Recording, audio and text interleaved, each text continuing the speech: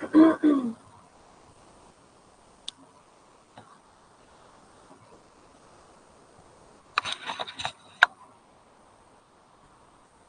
good afternoon, Ashutosh ji. Is my audio video is clear to each and every students present in the session? मेरी audio video आपको perfectly clear आ रही है? एक बार मुझे बता दीजिए.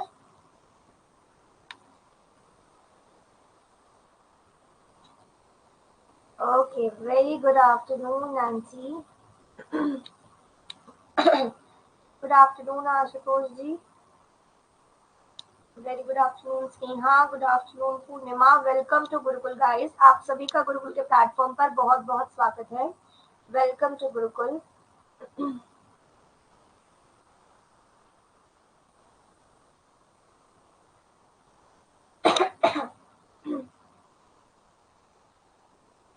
Okay, guys. Okay, so yes, today is the first session of your MP Geography. आज से हमको मध्य प्रदेश की ज्योग्राफी को स्टार्ट करना है. MP की ज्योग्राफी हम किस तरीके से कैसे क्या लेकर चलेंगे, मैंने आपको ग्रुप पर एक मैसेज भेजा था. आई होप आप लोगों ने वो मैसेज को अच्छे से देख लिया होगा. Now the thing is that आज हमारा लेक्चर नंबर 1 है. तो आज हम physical division of Madhya Pradesh से चीजों की शुरुआत करते हैं. चलिए, just wait for a second, I am just sharing my screen. I hope आप लोगों को मेरी ऑडियो वीडियो ना परफेक्टली क्लियर होगी और मेरी जो स्क्रीन है वो भी आप लोगों को विजिबल हो रही होगी. Just let me confirm once, is it clear? Very good afternoon Shalini, very good afternoon Purnima, good afternoon Nancy, very good afternoon Kanchan. Okay, just let me confirm, is everything is clear? Audio video.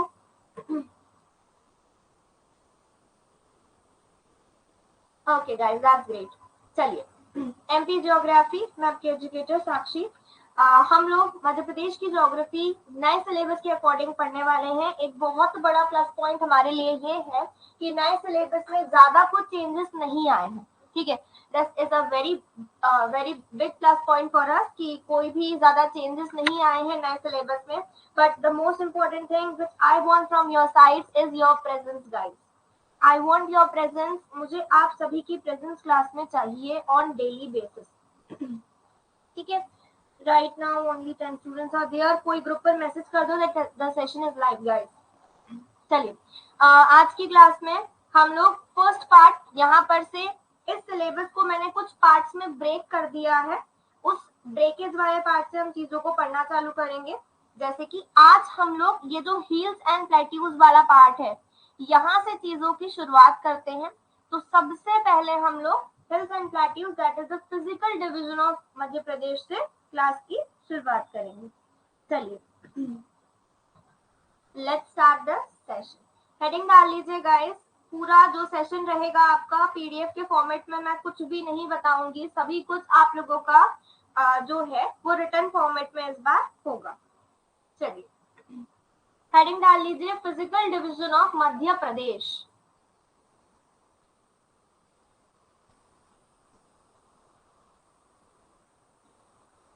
Physical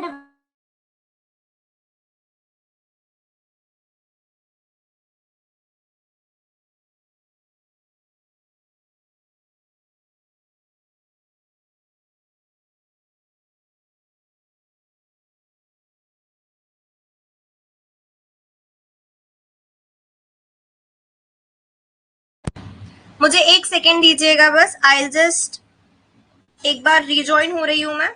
wait for me just a second.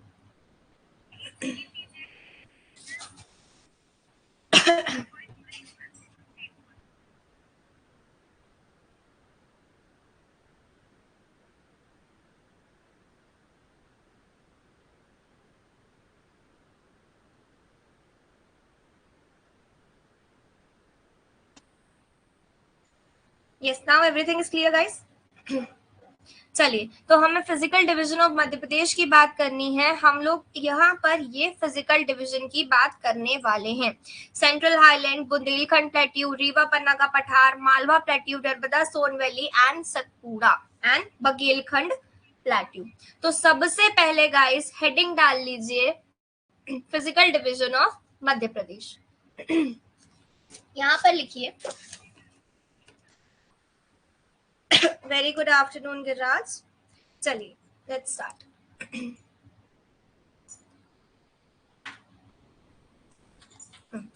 MP lies in the MP lies in the MP lies in the northern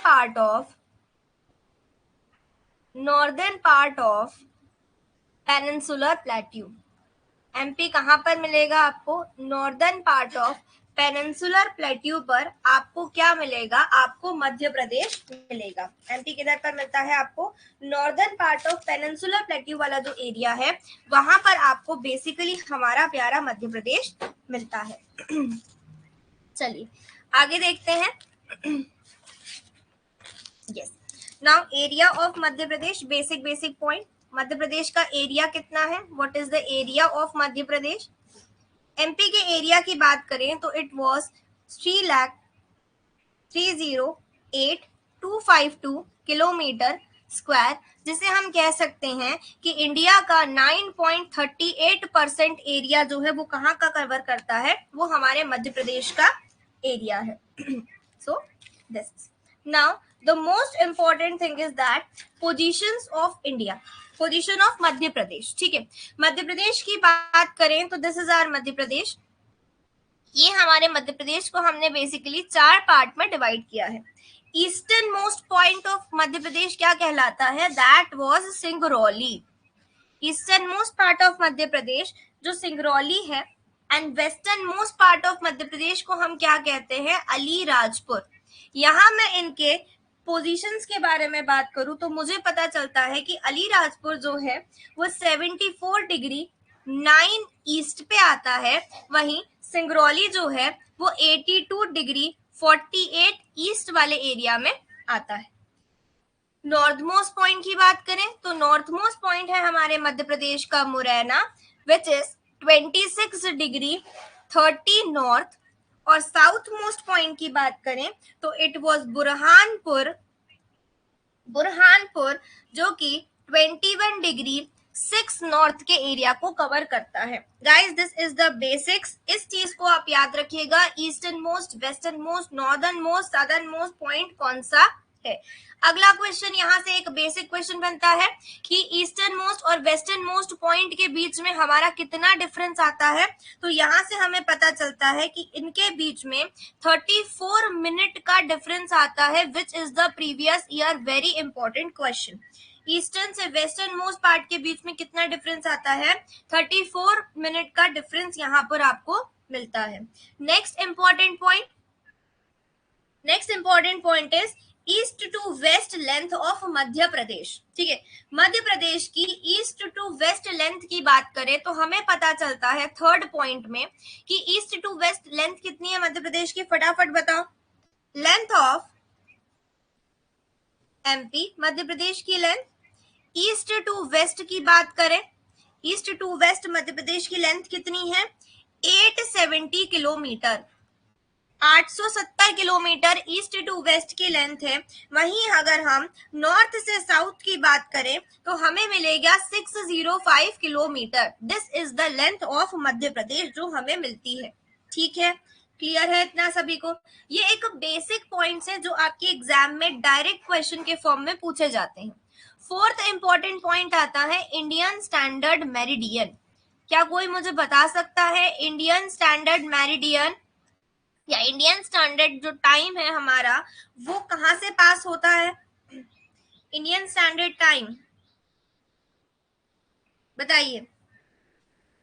Singrauli से पास होता है, बिल्कुल सही। कितना है? 82 degree 30 east longitude, है ना? 82 degree 30 east longitude जो आपका सिंगरौली वाले एरिया में से पास होता है। पर आता है कि जब सिंगरौली का फॉर्मेशन नहीं, के फॉर्मेशन से पहले इंडियन स्टैंडर्ड मेरिडियन कहां से पास होती थी? ठीक है, before formation of Singrauli, before formation of Singrauli Indian standard time, Indian standard time passes from very good guys, कहां से पास होती थी? सीधी से पास होती थी, ठीक है, क्लियर। नाउ अगला क्वेश्चन, वनडे एग्जामिनेशन के पहले क्वेश्चन बता रही हूं मैं।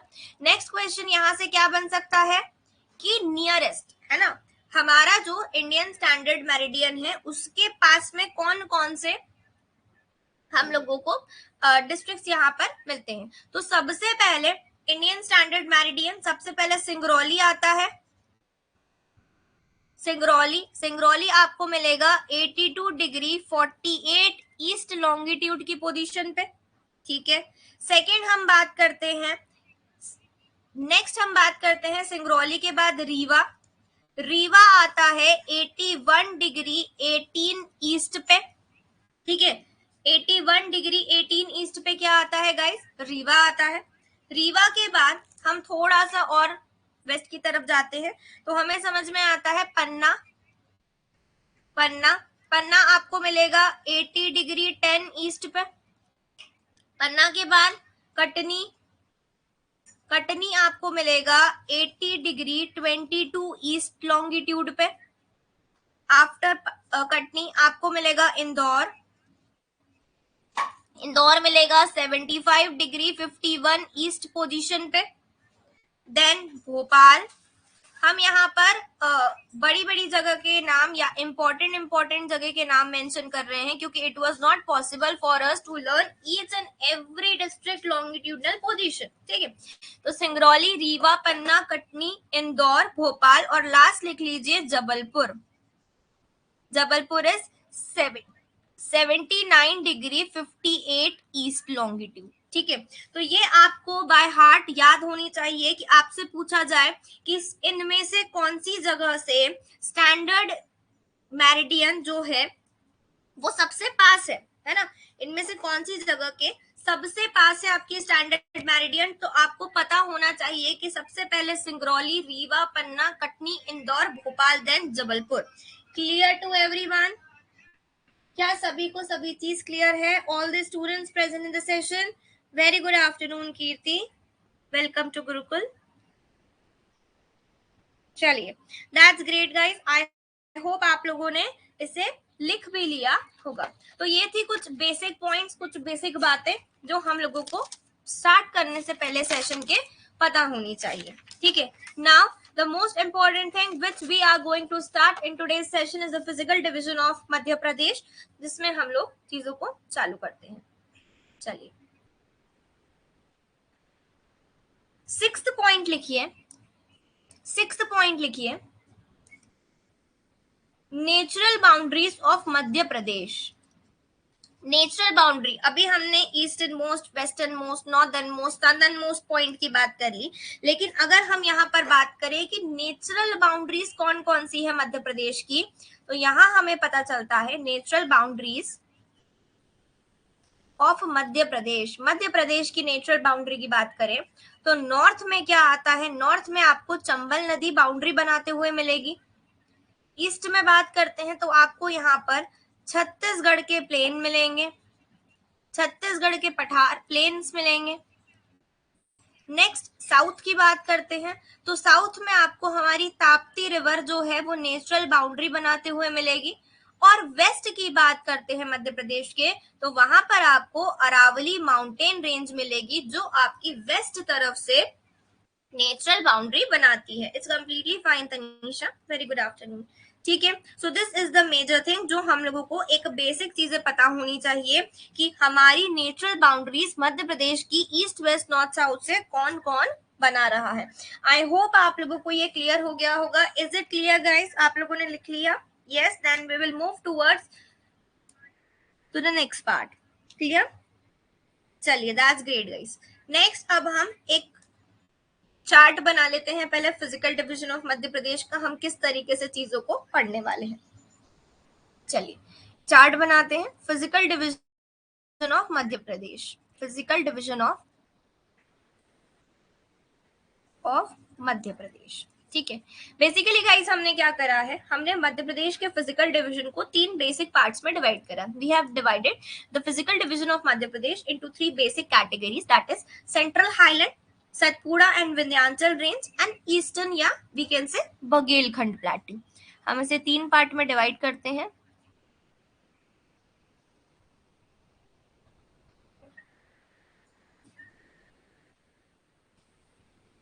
फर्स्ट पार्ट लिखिए सेंट्रल हाईलैंड, सेंट्रल हाईलैंड,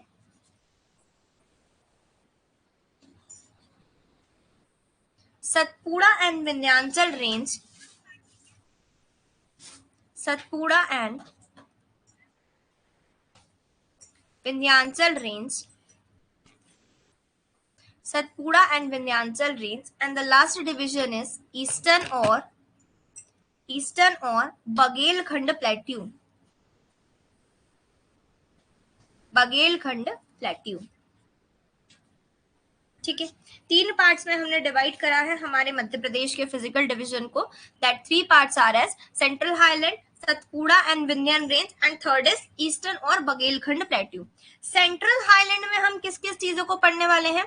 तो सेंट्रल हाईलैंड में आता है central Indian plateau, central Indian plateau. ठीक है, और क्या आता है? और आता है बुंदेलखंड प्लेट्यू, बुंदेलखंड प्लेट्यू। और क्या आता है मैम यहाँ? That is Rewa Panna plateau, Rewa Panna plateau. Fourth number is Narmada Son valley, Narmada Son valley. And fifth and the important part जो सेंट्रल हाईलैंड में कवर होता है वो है हमारा मालवा का पठार, मालवा प्लेट्यू। ठीक है, तो ये सारी चीजें जो हैं ये आपके सेंट्रल हाईलैंड के अंदर कवर होती है। Central Indian plateau, Bundelkhand plateau, Rewa Panna plateau, Narmada Son valley, and the last one is Malwa plateau. आगे हम बढ़ते हैं सतपुड़ा विंध्यन रेंज। तो यहाँ पर हमने सतपुड़ा विंध्यन रेंज इस प्रकार से फैली हुई है जिसे हमने 3 भागों में डिवाइड करा है, 3 अलग अलग कैटेगरीज में डिवाइड करा है। The first category is, first is eastern part, eastern part of Satpura Vindhyachal जिसे हम क्या बोलते हैं? मैकाल रेंज वाला जो एरिया है। सेकेंड इज मिडिल वाला area, middle part of range, that is the Mahadev range, Mahadev range वाला जो एरिया है, महादेवल्स वाला। And third one is the western part, western part जिसमें हम किसके बारे में पढ़ेंगे? हम राजपीपला के बारे में, राजपीपला की पहाड़ियों के बारे में पढ़ेंगे। एक बात ध्यान रखना, इस बार पीएससी ने हिल्स और प्लेट्यूज एक अलग टॉपिक दिया है, फिजिकल डिवीजन ऑफ मध्य प्रदेश नहीं लिखा है। तो प्लेट्यूज और हिल्स यहाँ पर ये वाला टॉपिक आपके लिए बहुत इंपॉर्टेंट हो जाएगा।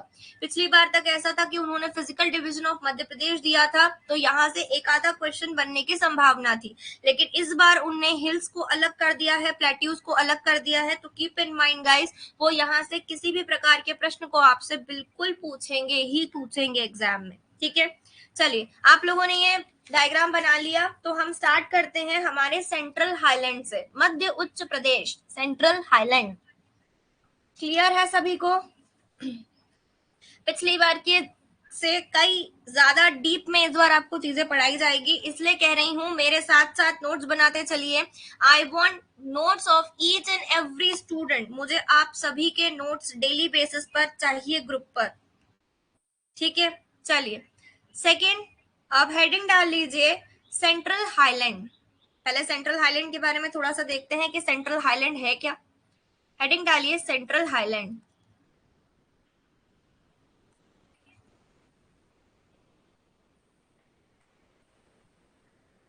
ठीक है, सेंट्रल हाईलैंड की बात करें तो आई थिंक डायग्राम में यहाँ पर आपको बताया होगा। देखो ये वाला जो आपका एरिया है, ये वाला जो आपका एरिया है ना, सेंट्रल हाईलैंड वाला जो एरिया है उसके अंदर ये पूरा एरिया आता है। कौन कौन सा एरिया आता है सेंट्रल हाईलैंड में? सेंट्रल हाईलैंड में हमने अभी हाल देखा, सेंट्रल हाईलैंड में आपका ये जो सेंट्रल इंडियन, ये ऊपर वाला ये सेंट्रल इंडियन प्लेट्यू है, थोड़ा सा मेंशन सही तरीके से नहीं किया गया है। दिस ये ब्लू कलर वाला आपका सेंट्रल इंडियन प्लेट्यू है। ठीक है, देन आपका बुंदेलखंड प्लेट्यू, ये पिंक वाला Bundelkhand plateau. Third one is Rewa Panna plateau, ये जो रीवा पन्ना का पठार है। फिर ये जो नर्मदा सोन वैली वाला जो हिस्सा है ये, और जो ये मालवा का पठार है ये, मतलब ये पूरा का पूरा ये वाला जो हिस्सा है ना, ये ट्राइंगल शेप का जैसा जो बन रहा है, ये पूरा आपका सेंट्रल हाईलैंड के अंडर में आता है। ठीक है, तो अब हम इसके बारे में थोड़ा सा लिख लेते हैं, सेंट्रल हाईलैंड होता क्या है। तो यहाँ पर फर्स्ट पॉइंट लिखिए इसका शेप। ठीक है, इसका शेप कैसा होता है सेंट्रल हाईलैंड का, अभी हमने देखा कि मैम इसका शेप कैसा है, इसका ट्राइंगुलर शेप है। हम कह सकते हैं कि ट्राइंगुलर शेप, और हमें हिस्ट्री के टाइम पर किसका मिला था, तो हम कह सकते हैं IVC also have a triangular shape. IVC Indus valley civilisation का भी शेप किस प्रकार का था, उसका शेप भी ट्राइंगुलर ही था, हमने पढ़ा था, है ना। नेक्स्ट अब हम देखते हैं size. What is the size of central highland. Central highland की बात करें तो मध्य प्रदेश का 2/3 या हम कह सकते हैं 66.66% एरिया किसके अंडर में आता है, सेंट्रल हाईलैंड के अंडर में आता है। अगली बात करते हैं एरिया, सेंट्रल हाईलैंड का एरिया। यहाँ से क्वेश्चन फ्रीक्वेंट बेसिस पर एग्जाम में पूछे जाते हैं कि सेंट्रल हाईलैंड के ईस्ट में, वेस्ट में, नॉर्थ में, साउथ में आपको क्या मिलेगा। तो यहाँ पर आपको मैं बताती हूँ, this is your central highland. ठीक है, this is your central highland.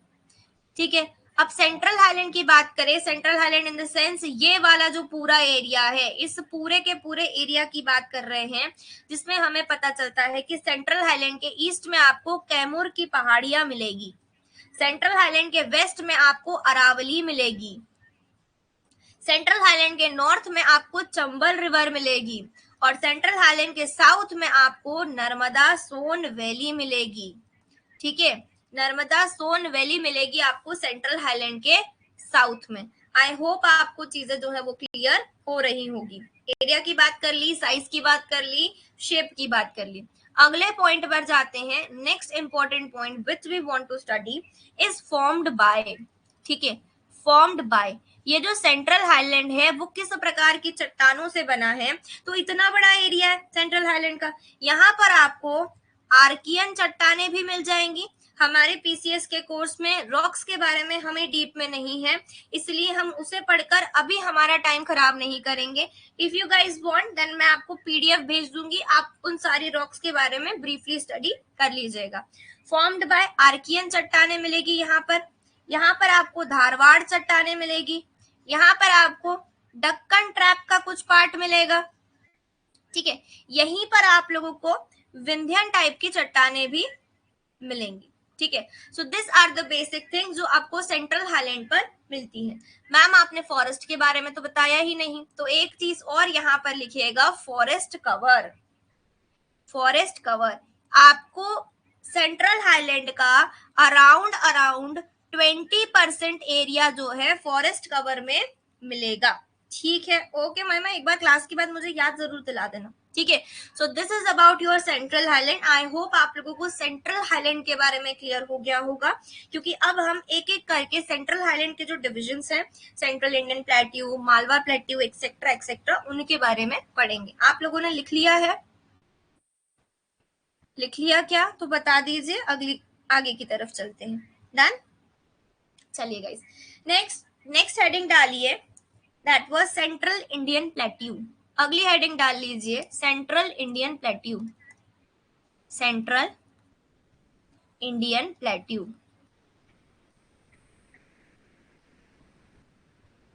ठीक है, अगली हेडिंग डाल लीजिए मैम, एक मिनट, ओके रश्मि, लिख लीजिए फटाफट।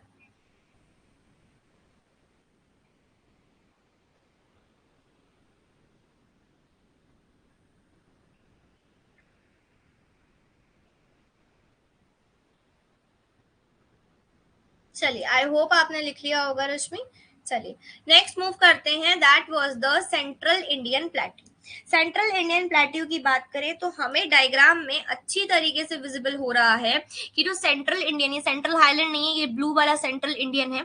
सेंट्रल इंडियन प्लेट्यू जो है वो हमारे मध्य प्रदेश के नॉर्थ वेस्ट में है, एकदम पूरे नॉर्थ में नहीं है। ये जो ईस्ट वाला थोड़ा सा पार्ट है ये बुंदेलखंड का है, क्योंकि तो हम कह सकते हैं पहले पॉइंट में कि जो सेंट्रल इंडियन प्लेट्यू है वो north west part of central highland में प्रेजेंट है, पहला। ठीक है, इसमें देखो इसके ईस्ट में आपको क्या दिख रहा है, बुंदेलखंड का प्लेट्यू दिख रहा है सेंट्रल आइलैंड के ईस्ट में। यस मैम, दिख रहा है। इसके साउथ में आपको मालवा का प्लेट्यू दिख रहा है, बिल्कुल मैम दिख रहा है। इसके वेस्ट में आपको पता चल रहा है यहाँ राजस्थान वाला एरिया होगा, है ना। और इसके नॉर्थ में आपको समझ में आ रहा है कि गंगा के प्लेन्स, ऊपर हमें गंगा के प्लेन्स मिलेंगे मध्य प्रदेश की ऊपर वाली साइड, बिल्कुल मिलेंगे। तो यही चीज है जो हमें लिखनी है। चलिए सेंट्रल इंडियन प्लेट्यू हम पॉइंट वाइज लिखते हैं। फर्स्ट पॉइंट लिखिए, फर्स्ट पॉइंट लिखिए, it cover north west part of central highland, north west part of central highland, north west part of central highland, north west part of central highland में ये present है। Second area, आपको इसका area याद रखना है central highland का, इसका एरिया है 10.7%। अगर हम एक बड़े तौर पे देखें, लेकिन एकदम एक्यूरेट बात करें तो 10.68%। कभी कभी एग्जाम में एकदम एक्यूरेट 10.68% भी दिया जा सकता है, लेकिन अगर 10.7 देंगे तो आप वो भी लगाओगे तो कोई दिक्कत नहीं है, ठीक है। एरिया 10.7 मतलब अप्रोक्स 32,896 स्क्वायर किलोमीटर जो एरिया है वो आपको मध्य प्रदेश में सेंट्रल इंडियन प्लेट्यू का मिलेगा। थर्ड पॉइंट अगर हम देखें तो हमें पता चलता है इसका एक्सटेंशन, ये कहां तक फैला हुआ है। ईस्ट में देखें तो अभी मैंने आपको बताया, इसके ईस्ट में आपको क्या मिलेगा,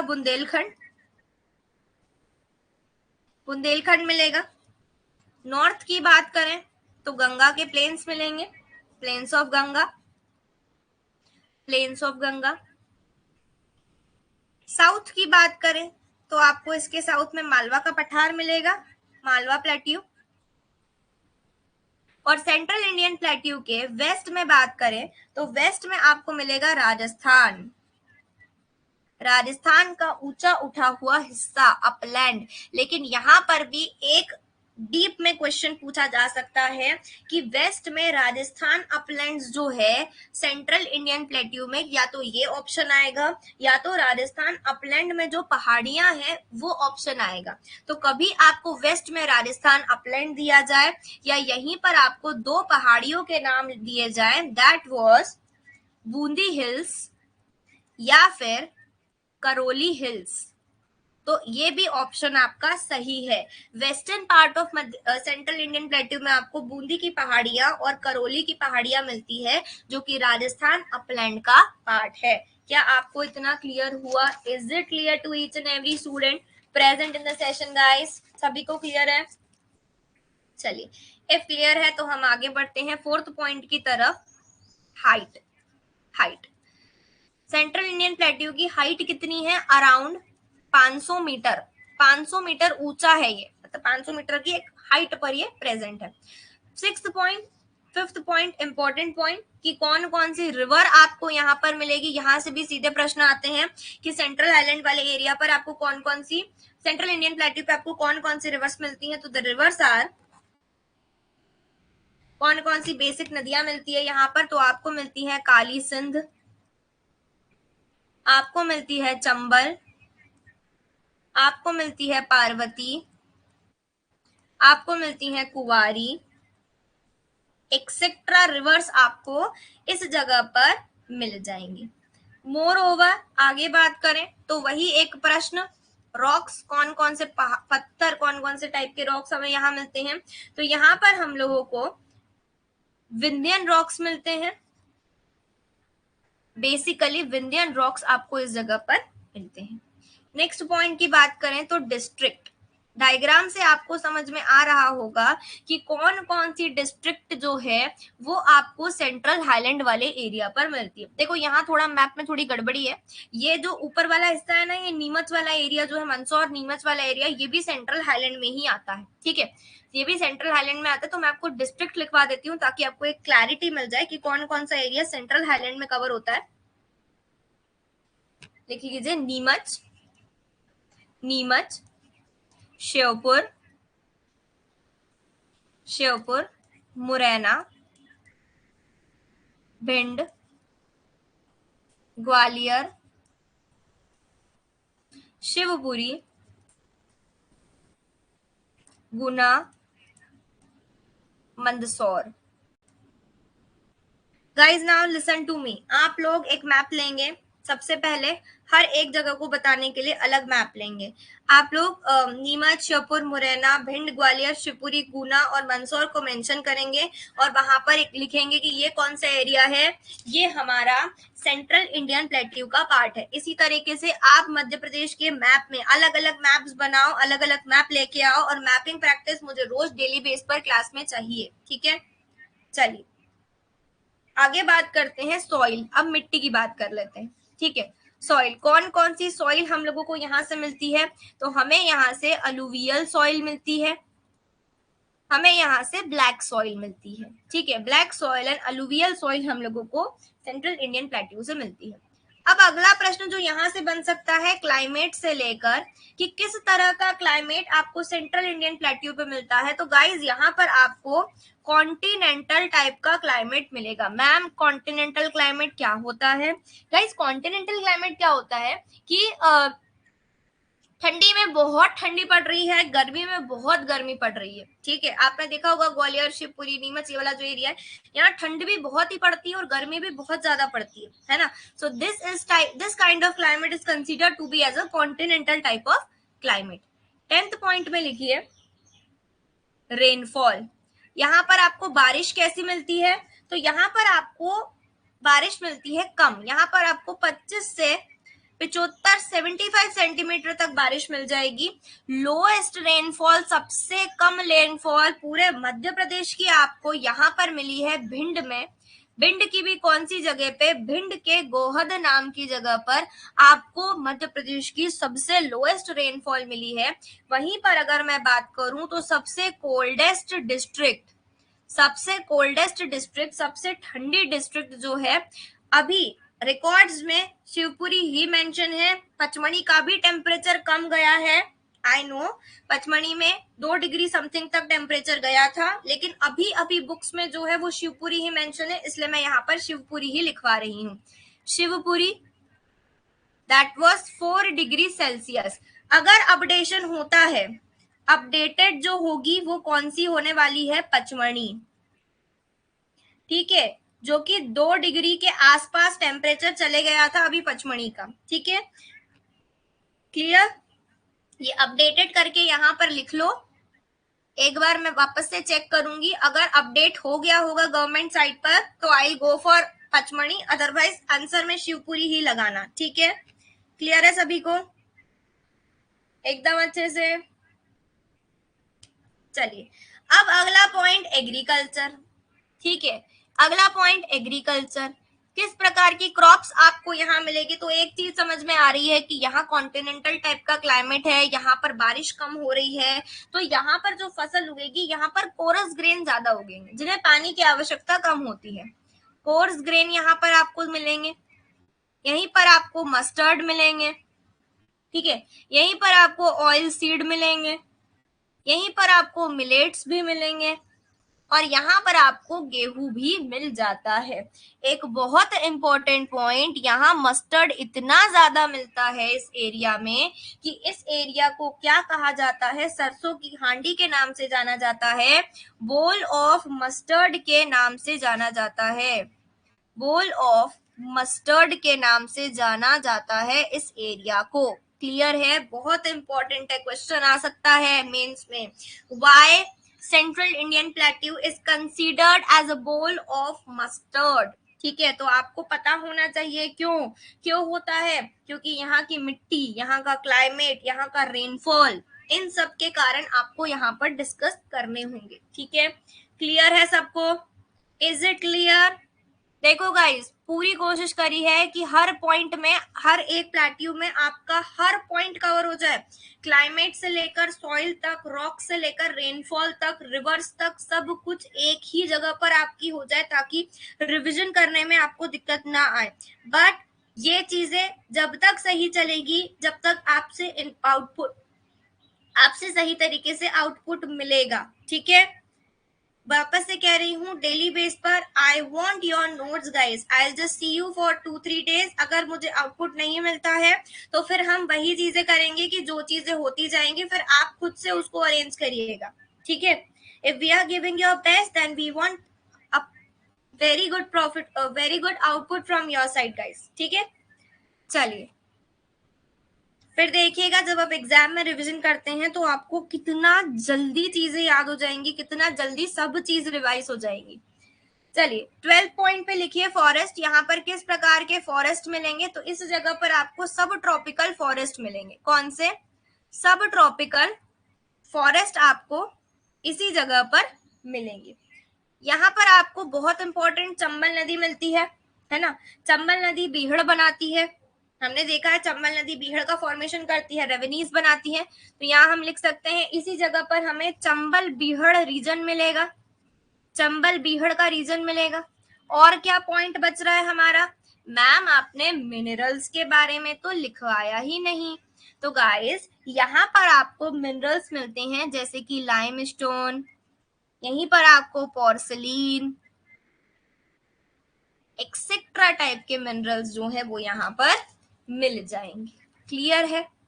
इज इट क्लियर गाइस? सभी को सब चीजें क्लियर हो रही हैं? Is there any doubt? कोई डाउट, दिक्कत, संदेह, समस्या, परेशानी तो नहीं आ रही? बताओ मैम। 13 पॉइंट रिपीट। 13 चंबल बीहड़ बनाती है, बीहड़ इन द सेंस रेवेन्यूज का फॉर्मेशन करती है ना। हमने पढ़ा था चंबल रिवर रेवेन्यूज का फॉर्मेशन करती है। I will just show you the diagram of ravines, wait for a second.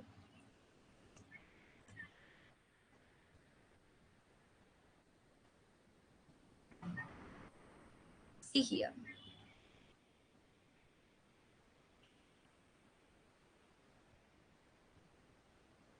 ठीक है, देखो इस तरीके का बीहड़ बीहड़ बना देती है, रेवेन्यूज बना देती है रिवर। सी हियर, ये जो ऐसा इलाका है ना ये काट देती है पूरा एरिया, यहाँ की टोपोग्राफीज को चेंज कर देती है रिवर, है ना, रिवर के फ्लो के कारण। तो इसे क्या कहते हैं? रेवेन्यूज कहते हैं, जो कौन बनाती है?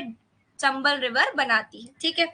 अब यहाँ पर 1 पॉइंट 2 पॉइंट और छूटे हैं तो वो भी लिख देते हैं। इंडस्ट्रीज, कौन कौन सी इंडस्ट्रीज आपको सेंट्रल इंडियन प्लेट्यू पे मिलती हैं? तो यहाँ पर आप लोगों को ऑयल सीड इंडस्ट्री मिलेगी, ऑयल सीड की इंडस्ट्री मिलेगी।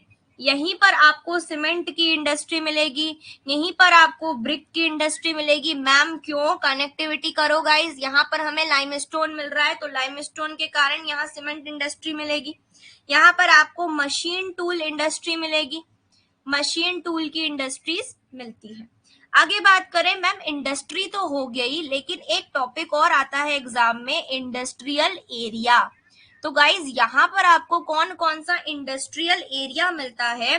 तो आपने एक नाम सुना है बेनमोर, जो कहाँ पर आता है? मुरैना में। This is an industrial area जो आपको सेंट्रल इंडियन प्लेट्यू पे मिलता है। इसके बाद हमने एक एरिया का नाम सुना है मलनपुर या मालनपुर, जो भिंड में आता है।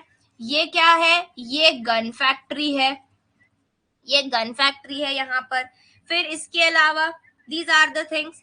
फिर एक लास्ट पॉइंट और इस टॉपिक के बारे में, दैट वाज वेजिटेशन, है ना। अब हमें समझ में आया यहाँ सब ट्रॉपिकल टाइप के फॉरेस्ट मिलते हैं, यहाँ पर बहुत कम बारिश होती है, यहाँ पर बहुत हाई टेम्परेचर रहता है, कॉन्टिनेंटल टाइप का टेम्परेचर रहता है। तो मैं ये कह सकती हूँ कि इस जगह पर मुझे कांटे वाले पेड़ मिलते होंगे, ऐसे पेड़ जहां पर जिनको उगने में कम पानी की जरूरत पड़ती है। तो यहाँ मुझे वेजिटेशन क्या मिलती है? मुझे यहाँ खैर के पेड़ मिलते हैं, पलाश के पेड़ मिलते हैं, बबूल के पेड़ मिलते हैं, एक्सेट्रा। क्लियर है सबको? Is it clear guys? किसी को कोई दिक्कत, संदेह या समस्या तो नहीं? और 18th and the last point लिख लीजिए, ट्राइब। यहाँ पर आपको सहरिया जनजाति मिलती है, इस जगह पर आपको सहरिया जनजाति मिलती है जो कि पीवीटीजी ट्राइब की कैटेगरी में आती है। सो गाइस इस तरीके से आपका सेंट्रल इंडियन प्लेट्यू क्लियर होता है। बताओ अब क्या इसके अलावा कहीं से कुछ पूछा जा सकता है? बताओ, बताइए गाइस, क्या अब आपको ऐसा लग रहा है कि हाँ हमारी सब चीज एक जगह पर आ गई है।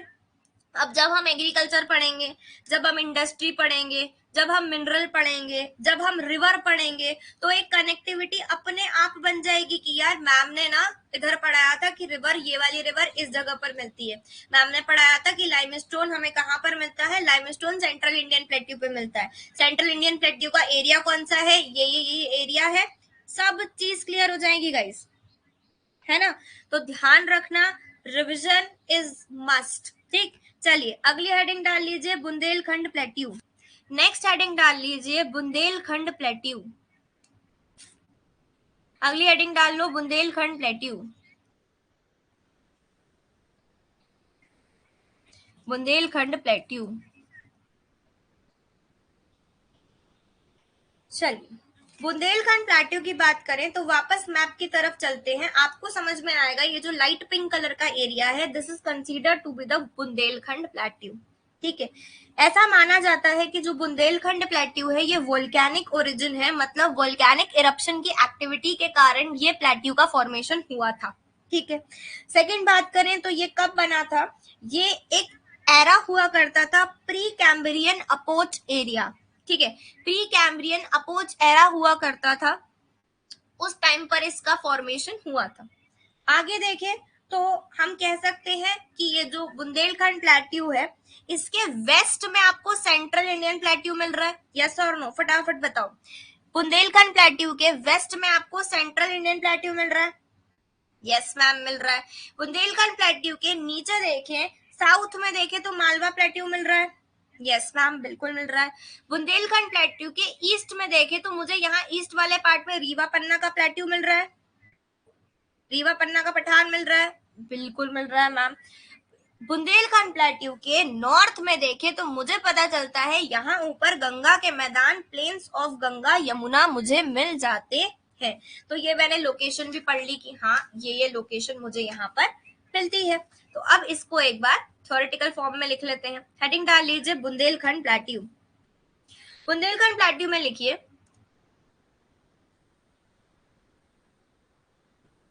First point,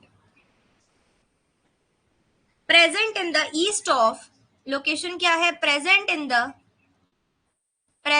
the east of central Indian plateau, central Indian plateau.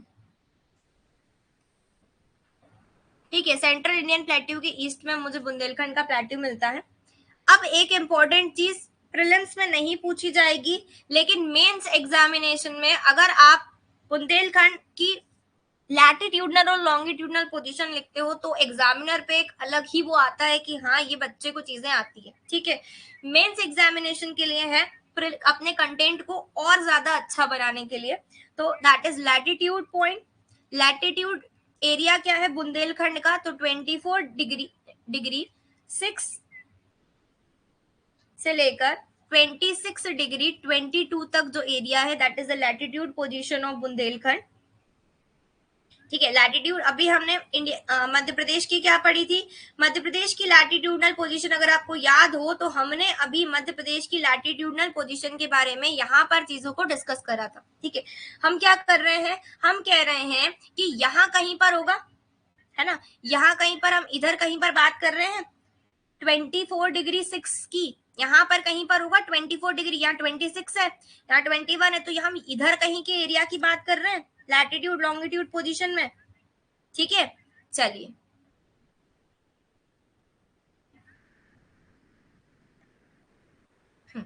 हम लिख सकते हैं 24 डिग्री 6 नॉर्थ से लेकर 26 डिग्री 22 नॉर्थ तक, that is the latitude position, and longitude position of Bundelkhand is 77 degree 51 east से लेकर 80 डिग्री 20 ईस्ट तक आपको मिलेगी। Repeating again and again that it is important for your mains examination, the degree is not for your preliminary examination. Got it? चलिए आगे बात करते हैं third point, formed by volcanic origin, formed by volcanic origin। ये कैसे बना, ये volcanic गतिविधियों के कारण बना, वोल्केनिक एक्टिविटीज के कारण इसका फॉर्मेशन हुआ है।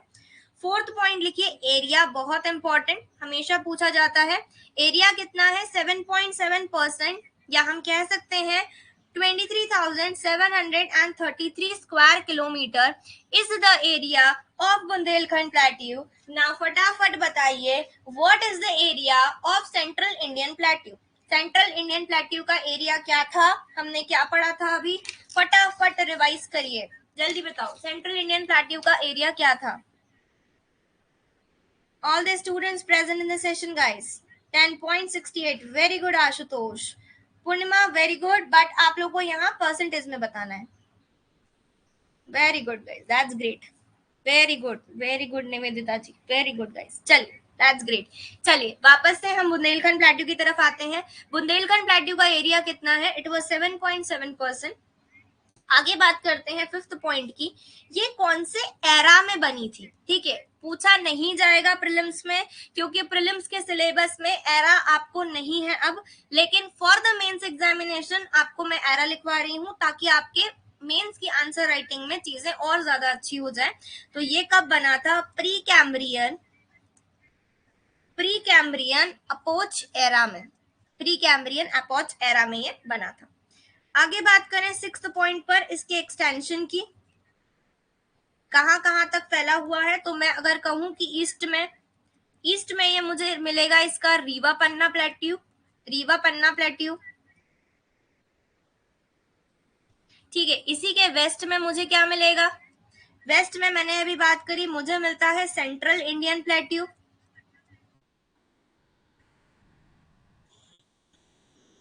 मैंने अभी बताया इसके साउथ में मुझे क्या मिलेगा? मालवा प्लेट्यू। और इसके नॉर्थ में मुझे क्या मिलेगा? गंगा यमुना का प्लेन्स, गंगा यमुना प्लेन्स। ठीक है, क्लियर है सभी को जितना अभी तक बताया बुंदेलखंड प्लेट्यू के बारे में? Is it clear to each and every student present in the session, guys? बताइए, is it clear to everyone? सभी को सब चीजें क्लियर है?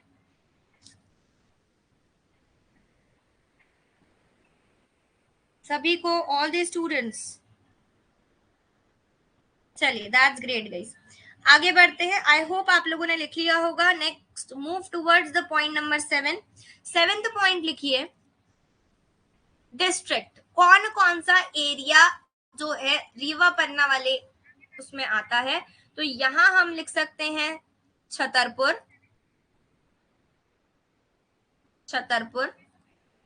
पन्ना, टीकमगढ़, पन्ना, छतरपुर, टीकमगढ़, इतना लिखिए पहले। पन्ना, छतरपुर, टीकमगढ़। फोर्थ लिखिए निवारी, दतिया, शिवपुरी, गुना, दतिया, शिवपुरी, गुना, निवारी हो गया है, सागर, एक्सेट्रा। लिख लीजिए इन्हें फटाफट।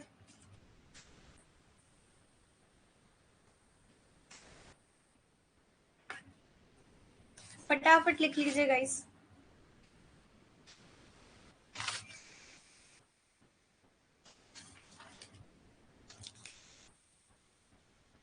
लिख लिया? सभी को क्लियर? चलिए, एक्सेट्रा जरूर लिख लीजिएगा। चलिए, 8th नंबर पर बात करते हैं रिवर की। कौन सी नदियां आपको यहाँ पर मिलती है? तो यहाँ आप लिख सकते हैं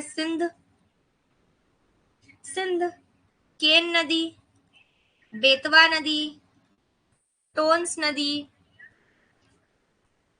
धसन नदी, Urmil river and Jamuni river, etcetera rivers आपको यहाँ पर मिलती है। These are the major reverse.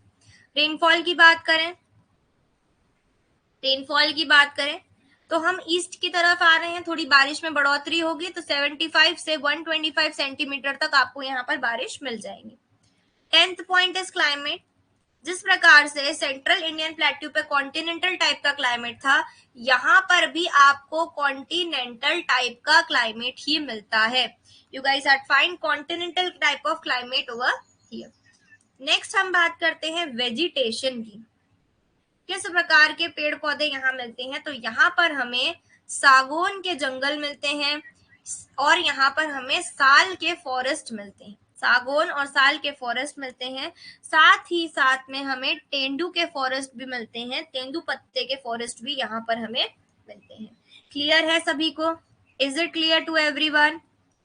मिट्टी की बात करते हैं तो यहाँ पर हमें रेड ब्लैक कलर की सॉइल मिलती है गाइस. कौन से कलर की?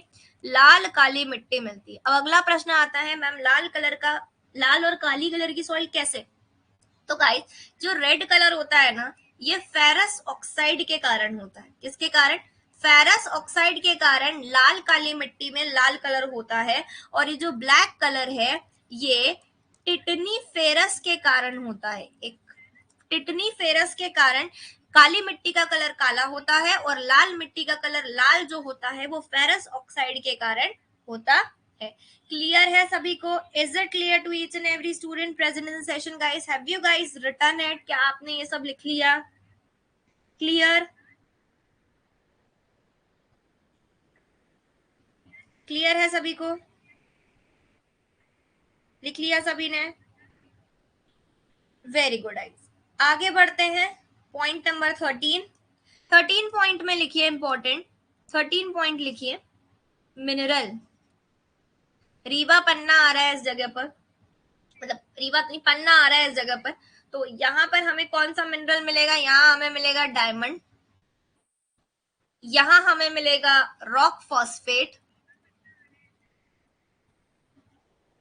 यहाँ हमें मिलेगा ग्रेनाइट. ठीक है.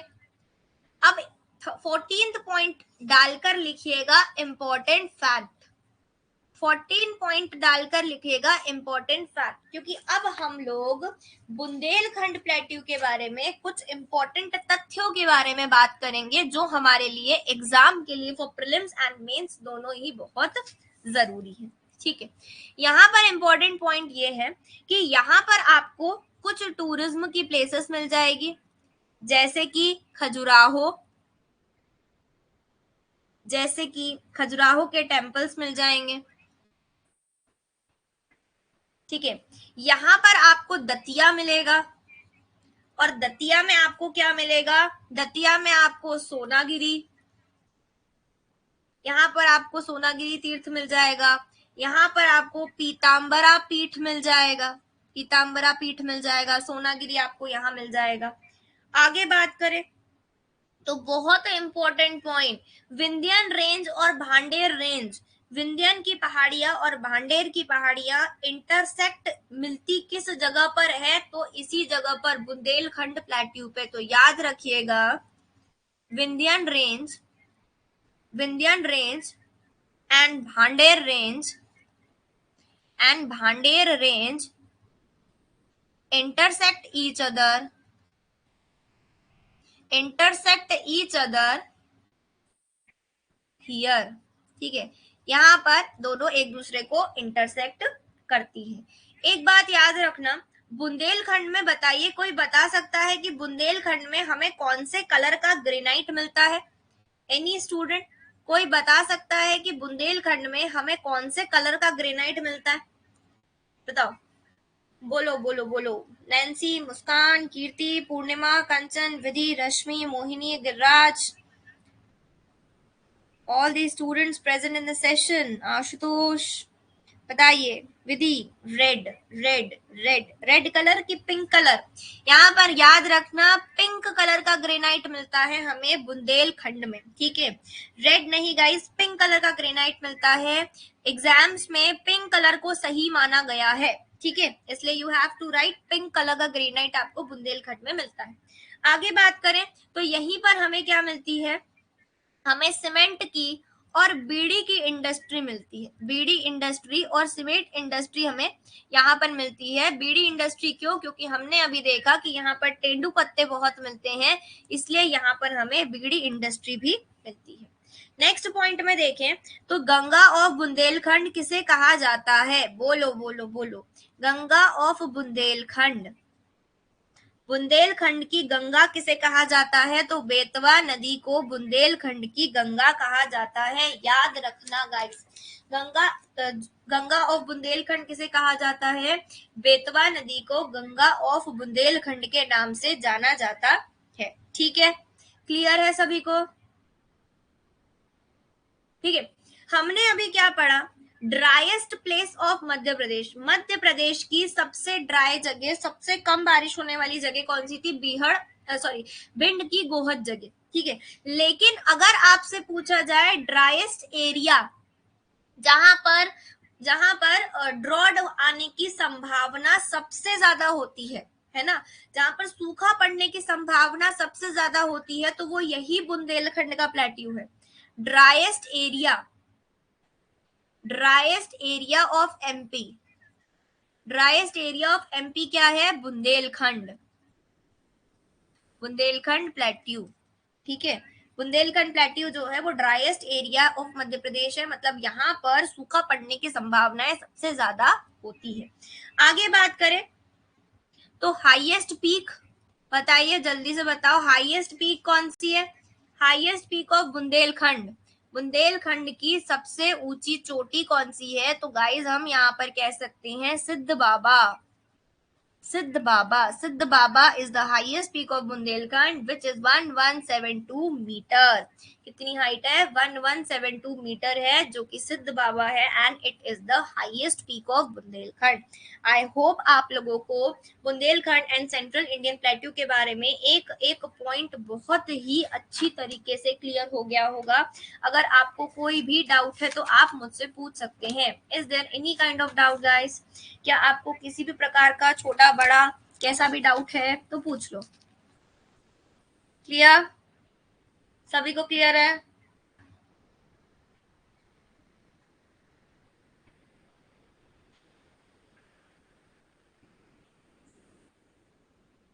क्लियर? चलिए अगली हेडिंग डालिए, रीवा पन्ना प्लेट्यू। अगली हेडिंग डालो 3rd नंबर पर, रीवा पन्ना प्लेट्यू।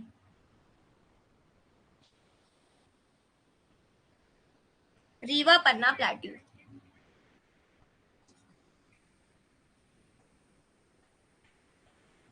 रीवा पन्ना प्लेट्यू, रीवा पन्ना का पठार। मैम मिक्स सॉइल भी इसी को कहते हैं, रेड ब्लैक को। रेड ब्लैक मिक्स्ड की कैटेगरी में आ सकती है, लेकिन मिक्स्ड में रेड ब्लैक के अलावा भी थोड़ा सा कंटेंट ब्लैक सॉइल का भी, मतलब थोड़ा सा कंटेंट येलो वाली सॉइल का भी मिक्स रहता है। ठीक है, क्लियर? चलिए आगे बढ़ते हैं। रीवा पन्ना का प्लेट्यू, जिसमें this is your Rewa Panna plateau, जो ग्रीन वाला एरिया है ये आपका रीवा पन्ना का पठार है। अब रीवा पन्ना के प्लेट्यू में आपको क्या दिख रहा है कि रीवा पन्ना के वेस्ट में क्या है? मालवा प्लेट्यू है, यस और नो?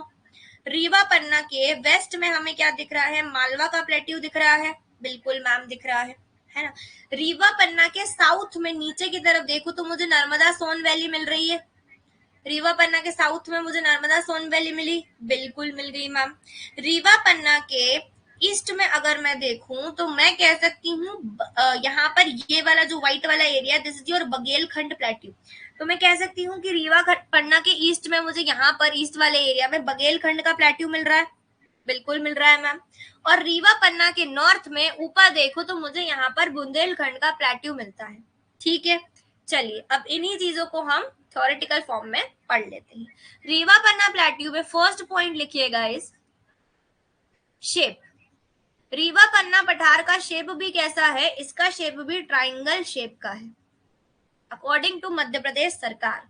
ठीक है, second point, also called Rewa Panna के प्लेट्यू को और किस नाम से जाना जाता है? इसे हम विंध्यन स्कार्पलैंड भी कहते हैं। क्या कहते हैं? विंध्यन स्कार्पलैंड भी कहते हैं।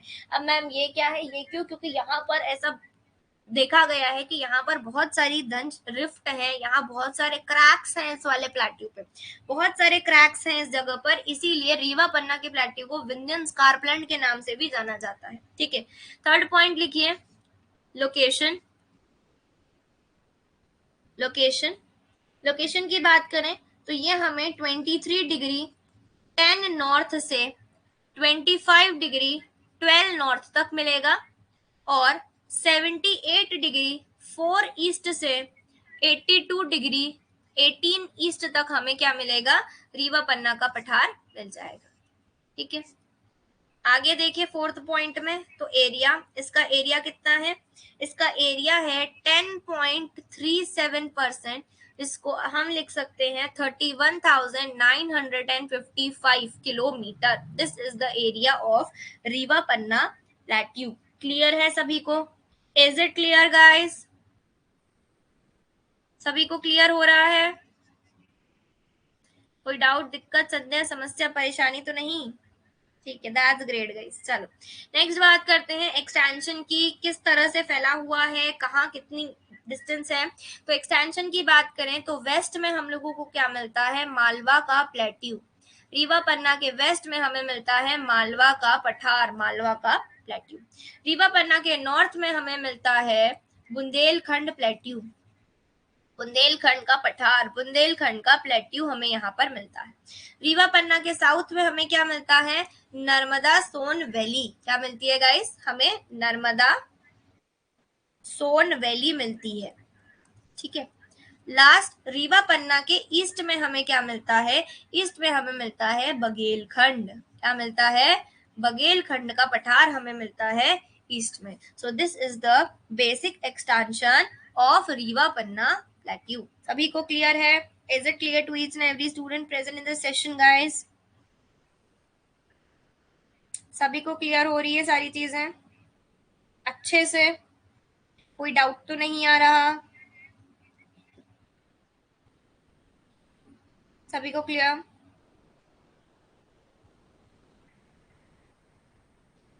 चलिए गाइस, एक चीज ध्यान रखिएगा, व्हाट आई प्लान, मैंने क्या प्लानिंग करी है कि हर संडे तो आपका टेस्ट होता ही है एफएलटी, लेकिन जैसे ही हमारा एमपी के ज्योग्राफी का एक टॉपिक खत्म होगा, हम अगले दिन उस टॉपिक का एक शॉर्ट टेस्ट रख लेंगे 20-30 क्वेश्चंस का। ठीक है, जैसे मान लीजिए हमारा ये जो प्लेट्यू वाला जो टॉपिक है, ये हमारा आज है 20 तारीख, 20 और 21 को ये हमारा टॉपिक चला, 21 को ये टॉपिक खत्म हुआ, तो 22 को इवनिंग के टाइम पर मैं आपका लूंगी टेस्ट। ठीक है, उस टेस्ट में क्या आएगा, इन्हीं टॉपिक के ऊपर एमसीक्यू आपको पूछे जाएंगे, 20-30 एमसीक्यू, जिससे क्या होगा, आपका एक एमसीक्यू वाला पार्ट जो है वो खत्म होते जाएगा एक साथ। ठीक है, क्लियर है सभी को? चलिए, दैट्स ग्रेट गाइस।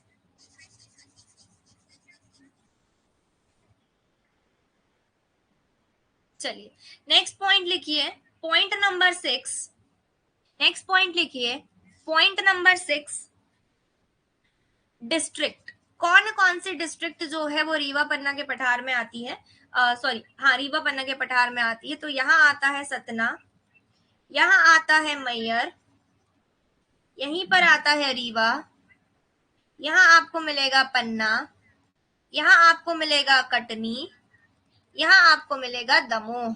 ये वाला एरिया जो है वो आपका इधर आता है।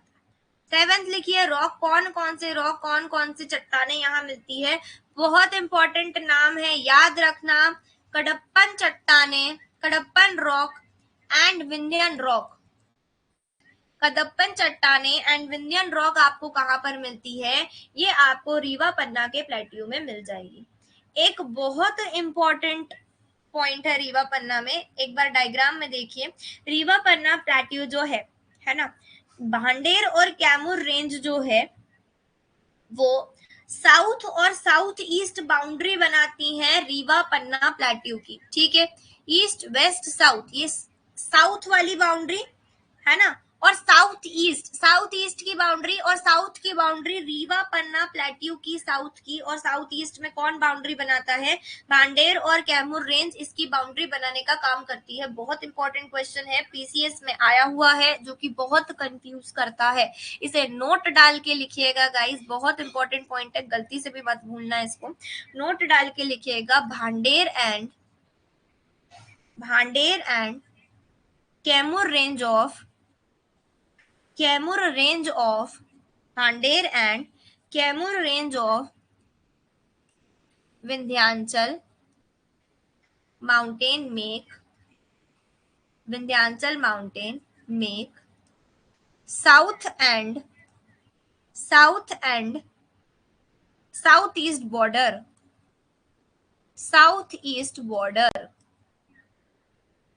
ठीक है। साउथ और साउथ ईस्ट बॉर्डर बनाने का काम कौन करते हैं? भांडेर और कैमूर रेंज करते हैं। क्लियर। वहीं एक और पॉइंट में अगर लिखूं तो नर्मदा और गंगा नदी के बीच में वाटर डिवाइड का काम कौन करता है? भांडेर सीरीज। वहीं सोन नदी और यमुना नदी के बीच में वाटर डिवाइड का काम कौन करता है? कैमूर सीरीज। अभी हम लोग जब पढ़ेंगे रिवर्स के बारे में तब आपको वाटर डिवाइड के बारे में और अच्छे से क्लियर होगा। बेसिकली मान लो यहाँ पर आपका विंध्यन रेंज है, यहाँ पर आपकी भांडेर है ना, और यहाँ पर आपकी कैमूर है। तो इस तरीके से होता क्या है कि जो भांडेर है, यहीं पर पॉइंट में मेंशन कर लो, Bhander series act as a water divide between Narmada and Ganga. Narmada और गंगा नदी के बीच में एक वाटर डिवाइड का काम कौन करता है? भांडेर सीरीज करती है। और वहीं पर Kaimur series act as a water divide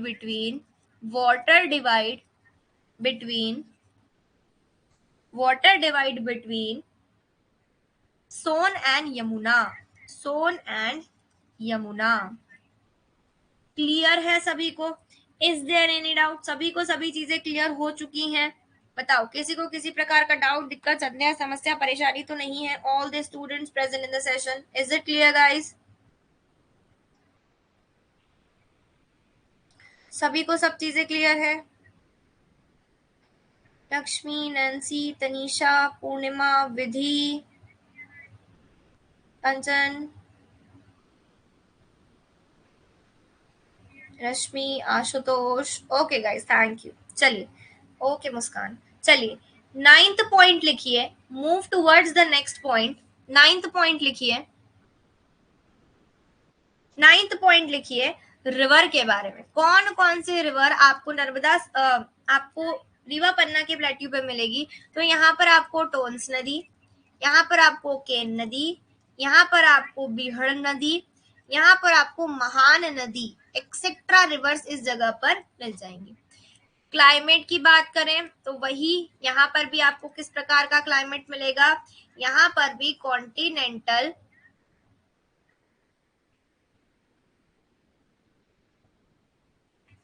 continental type का क्लाइमेट आपको यहाँ पर मिलेगा। 11th is rainfall. हम और ज्यादा ईस्ट की तरफ आए हैं, ईस्ट पे जाते जाएंगे तो बारिश बढ़ती जाती है। तो यहाँ पर 120 से 130 सेंटीमीटर तक आपको बारिश मिलती है। नेक्स्ट, अगर हम बात करें अगर बारिश अच्छी होती है तो यहाँ की वेजिटेशन भी बहुत अच्छी होगी, है ना, वेजिटेशन भी अच्छी होगी। तो यहाँ हमें क्या मिलते हैं? यहाँ पर हमें शीशम के पेड़ मिलते हैं, यहाँ पर हमें खैर के पेड़ मिलते हैं, और यहाँ पर हमें बैम्बू के पेड़ मिलते हैं, एक्सेट्रा। आगे बात करें तो क्रॉप्स, कौन कौन सी क्रॉप्स हमें यहाँ पर मिल जाती हैं? तो यहाँ पर हमें पैडी मिल जाती है क्योंकि पानी अच्छा है। यहाँ पर हमें वीट भी इस जगह पर मिल जाती है। क्लियर सभी को?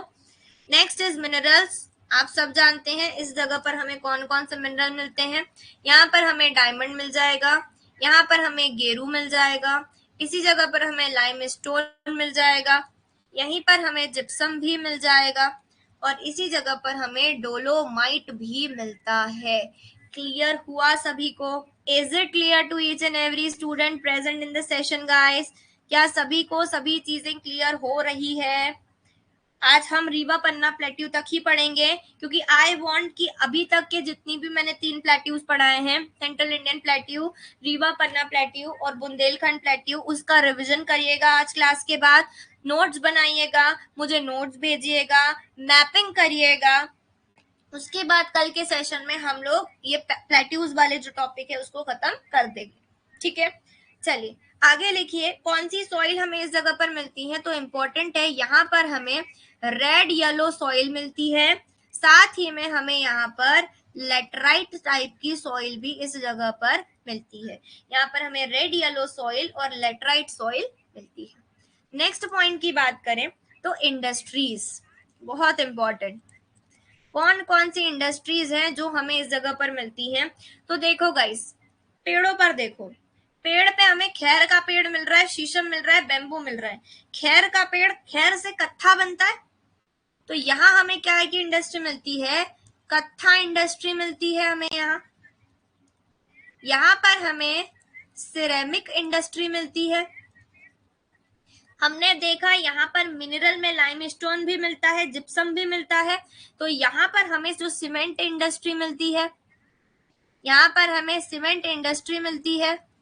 और ये जो सीमेंट इंडस्ट्री है, ये भारत में 8 से 9% ऑफ इंडिया की जो सीमेंट है, इंडिया सीमेंट प्रोडक्शन, वो यहीं से होता है। सोचो, इंडिया का 8 से 9% सीमेंट का प्रोडक्शन जो है वो आपकी यही इसी वाले एरिया से, रीवा पन्ना वाले एरिया से सीमेंट इंडस्ट्री में से होता है।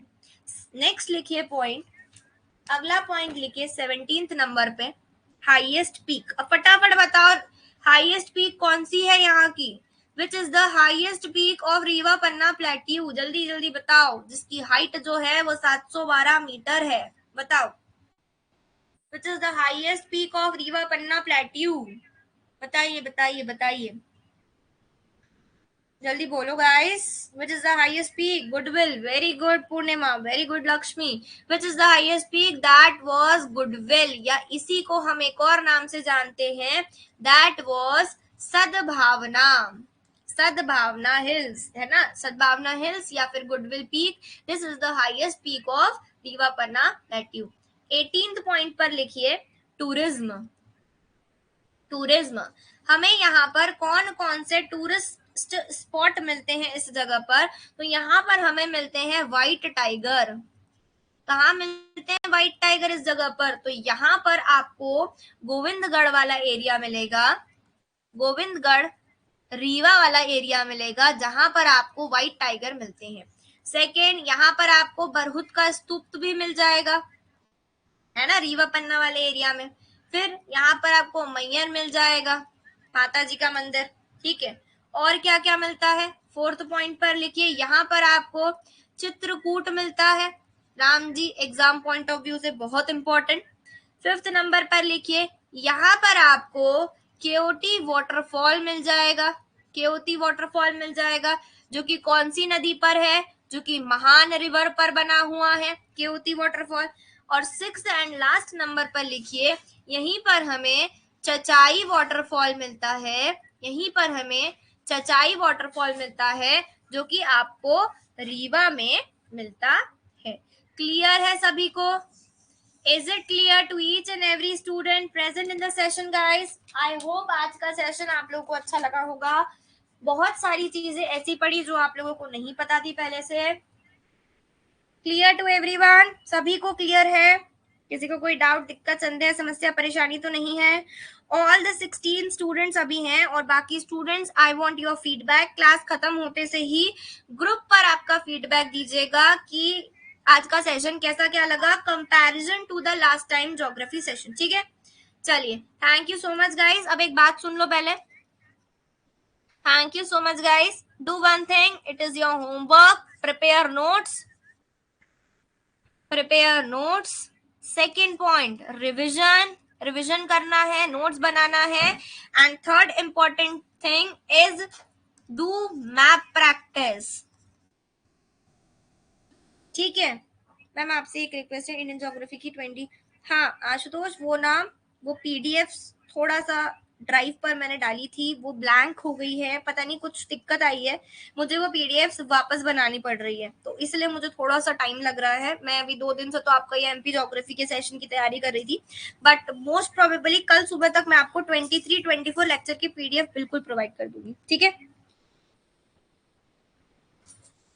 मैम मेरा क्लाइमेट वाला टॉपिक इंडिया का क्लियर नहीं है अभी। डू वन थिंग विधि, वापस से क्लाइमेट का लेक्चर देखो। क्लाइमेट वाले टॉपिक में जिस पॉइंट पर दिक्कत आ रही है वो पॉइंट मेंशन करके ग्रुप पर डालो, मैं वॉइस के थ्रू आप लोगों को वहां पर वो टॉपिक क्लियर कर दूंगी, ठीक है। चलिए, thank you so much guys. Class के बाद फीडबैक भूलना मत। Thank you guys, have a nice day. कल क्लास वही 2 बजे के टाइम पर रहेगी, आ जाइएगा।